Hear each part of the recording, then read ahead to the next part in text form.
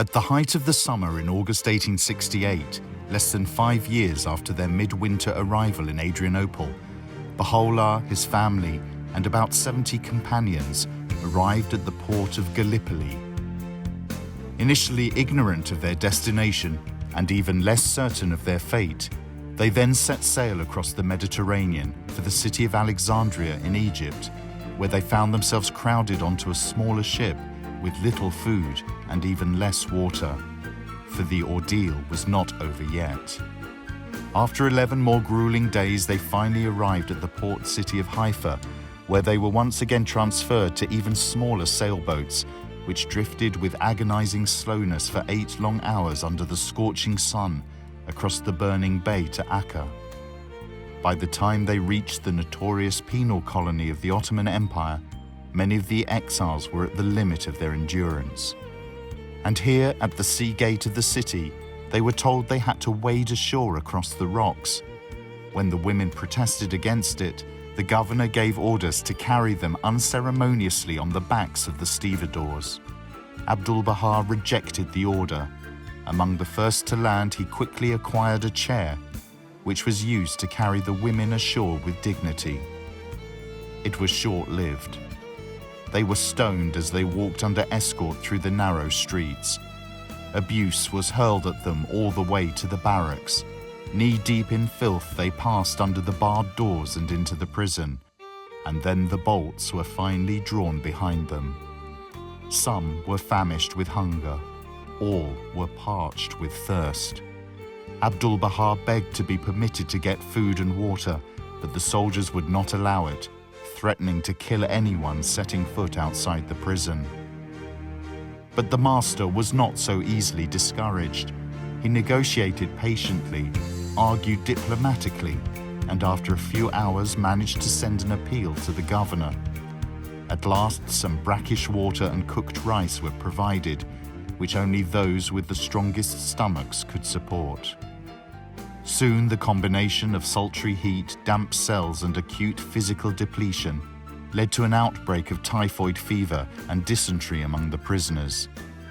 All of them, except for Abdu'l-Baha, his mother, and one of his aunts, fell desperately sick within days. But no physicians nor any medicines were allowed to them. However, the master had some quinine and bismuth with him. These and his constant care enabled most of the sick to survive. According to Baha'i Khadem, he washed the patients, fed them, nursed them, and watched over them. He took no rest. In spite of his vigilance, however, 4 of the prisoners died. When he had brought the rest of us through the crisis, continues Baha'i Khadem, and we were out of danger, utterly exhausted, he fell sick himself. Even when death did not stalk among them, life in the prison was difficult for the exiles. The guards maintained strict control within and without the walls. One evening, Mirza Mehdi, Abdu'l-Baha's younger brother, had climbed up on the roof to say his prayers in the open air. As he walked back and forth in the twilight, his eyes lifted up to the starry skies, he lost his balance and fell through a skylight in the roof. The distance to the floor below was great, and the wooden crate on which he fell pierced his ribs so badly that the doctor who was summoned could do nothing for him. It was a devastating blow to the entire family who huddled around him. According to Baha'i Khadem, their father gave him a choice during those last hours. Baha'u'llah gently asked him, "What do you desire? Do you wish to live, or do you prefer to die? Tell me what you most wish for." My brother replied, "I don't care to live. I have but one wish. I want the believers to be admitted to see their Lord.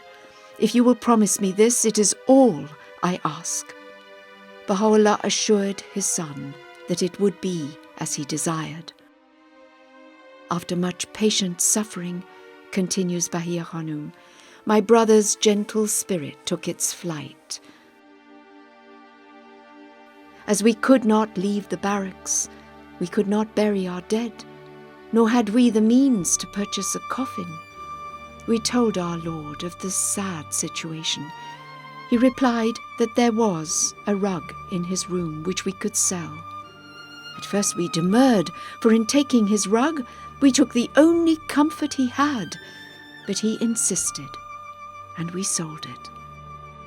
The death of this youngest and favourite child, of a very gentle and sweet disposition, nearly broke his mother's heart.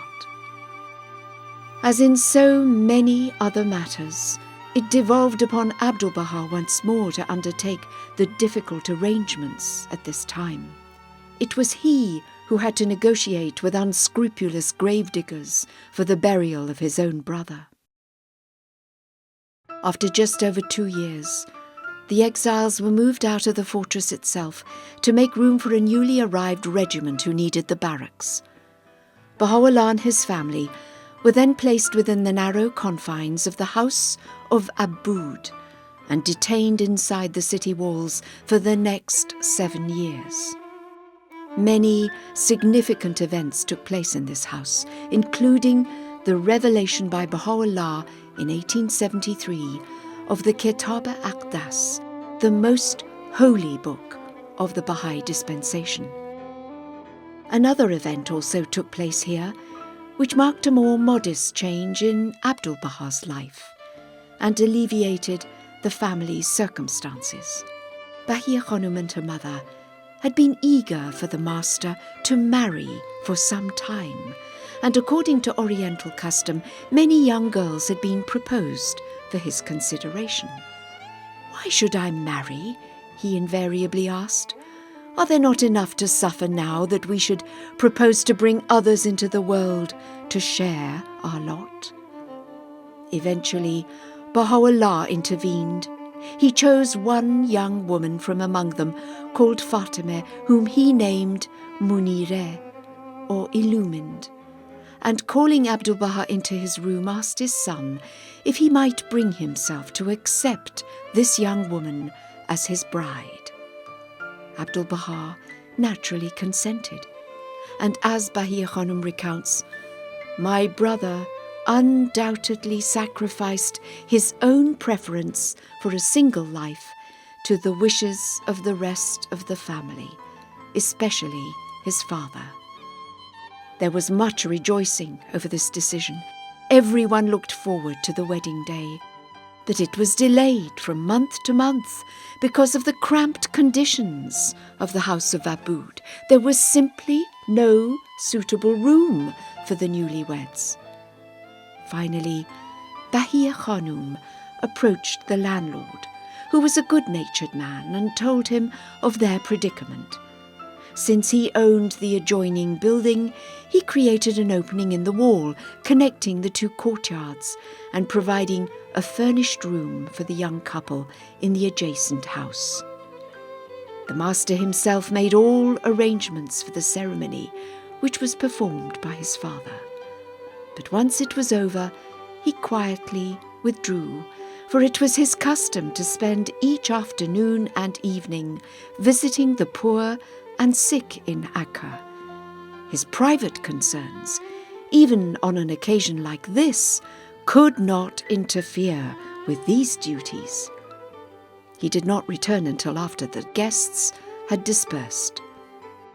Of the 9 children produced by this marriage, only 4 daughters lived to adulthood. The eldest, Ziya Khanum, was later to become the mother of Shoghi Effendi, who was the guardian of the faith. According to Munireh Khanum, "It is impossible to put into words the delight of being with the master.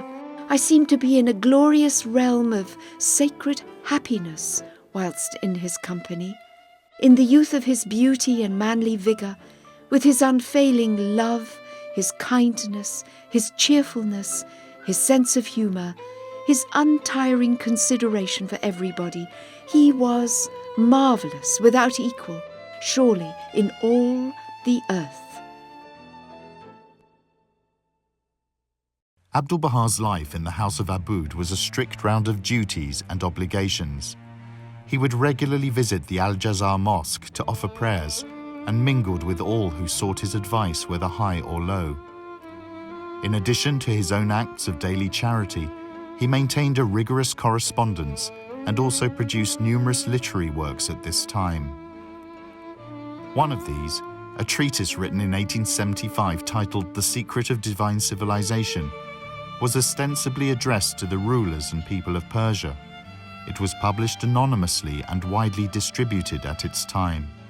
In fact, the treatise was a wake-up call to jolt Persia out of her slumber of fanaticism, to awaken her to the exigencies of the modern world. Abdu'l-Baha wrote, at his father's prompting and under his guidance, that a well-balanced understanding of the world and its people was only possible through progressive education, through a quest for knowledge and technological advancement.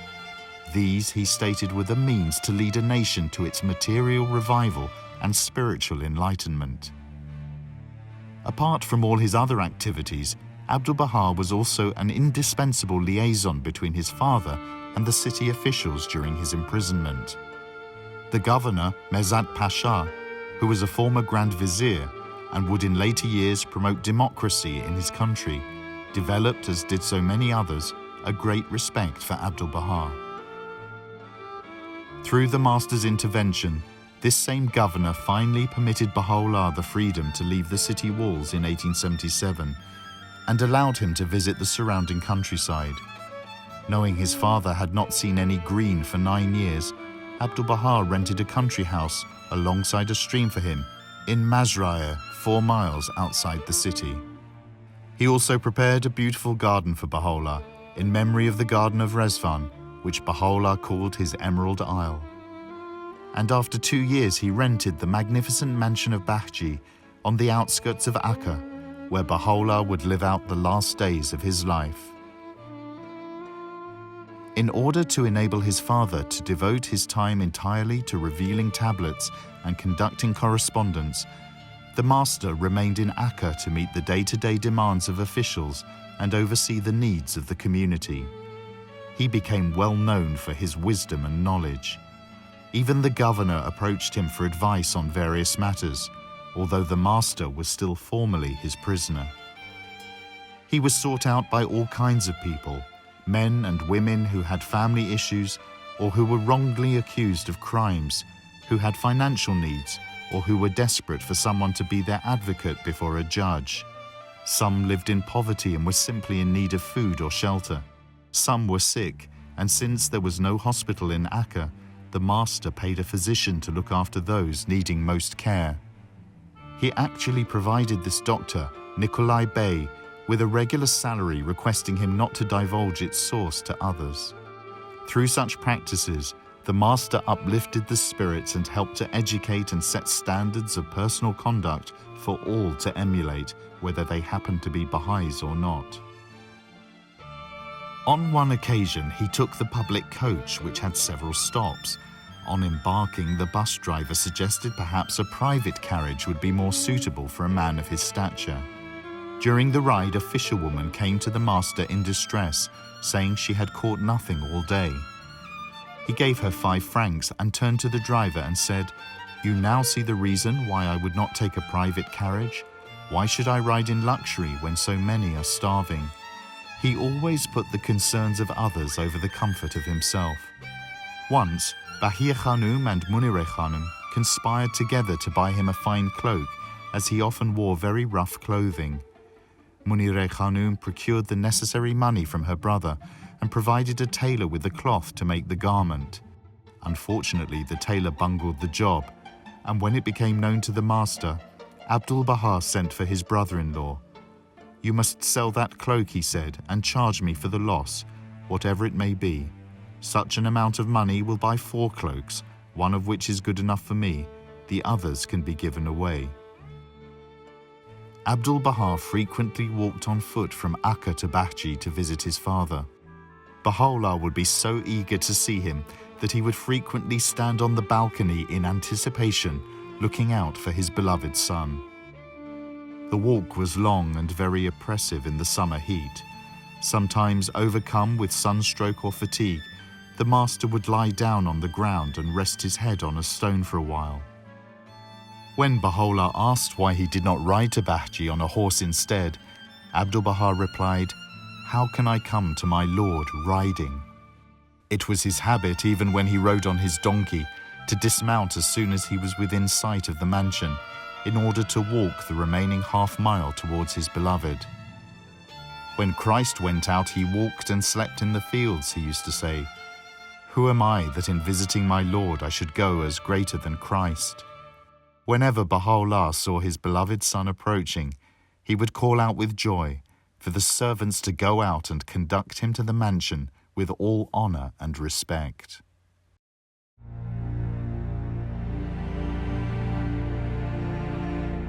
The passing of Baha'u'llah in the early hours of the 29th of May, 1892, was a cause of grieving for the whole family. Their helper, their sustainer, their support was gone. Who would shelter them now? Who would protect them? But for Abdu'l-Baha, the loss was irreparable. It was a massive blow, for his father was the object of his adoration, the Lord he worshipped. He was also the closest person to him on this earth. And now he was gone, Abdu'l-Baha was alone with his sorrow. The sun of Baha has set, were the powerful and simple words he sent to Sultan Abdul Hamid to convey the news. It was immediately spread far and wide, and a multitude from Akka and the neighbouring villages soon flocked to Bachi and thronged the fields surrounding the mansion, weeping and lamenting their grief. All through the following week, a vast number of mourners, rich and poor alike, came to convey condolences and partake of the food lavishly dispensed under the directions of Abdu'l-Baha. Government officials, poets and religious leaders of all sects unitedly joined to lament the loss and magnify the virtues and greatness of Baha'u'llah. He was buried in a house next to the mansion of Bachi, the holiest spot towards which Baha'is the world over would turn in prayer forever after. 9 days after his passing, Abdu'l-Baha called for the will of Baha'u'llah, the Kitab-e-Ad, or the Book of the Covenant, to be read aloud in the presence of all the friends and the family in Bachi. In it, Baha'u'llah named Abdu'l-Baha, the Master, the Mystery of God, to assume his mantle as head of the faith, as interpreter of his writings, as exemplar and centre of his covenant.